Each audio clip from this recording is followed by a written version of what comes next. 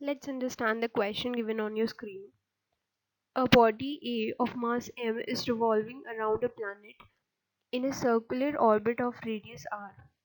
At the instant the particle B has velocity v, another particle of mass m by 2 moving at velocity of v by 2 collides perfectly inelastically at the first particle with the first particle.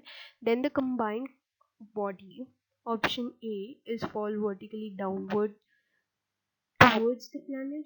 Option B, continue to move in a circular orbit. Option C, escape from planet's gravitational field.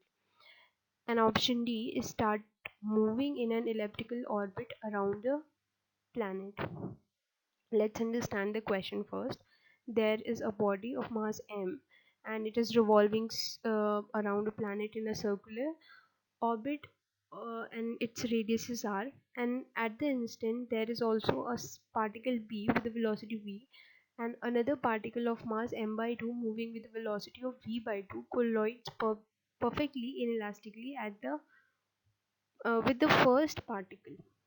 Then the combined body, it's asking about the consequence after the colliding.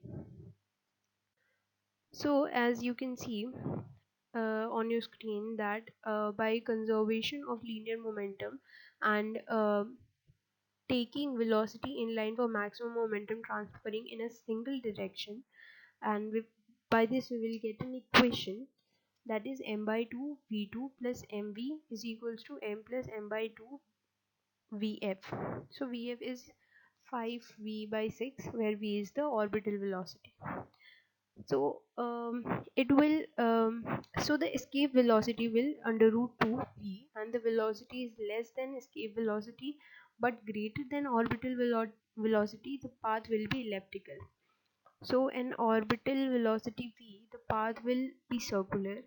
At velocity less than orbital velocity, path will remain part of ellipse and it will either orbit or elliptical path whose length of semi-major axis will be less than the radius of circular orbit, or start falling down and collide with the planet, but it will not fall vertically down as path will remain part of ellipse.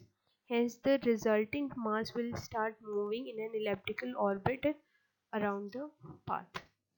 So according to this, our uh, correct answer is option D.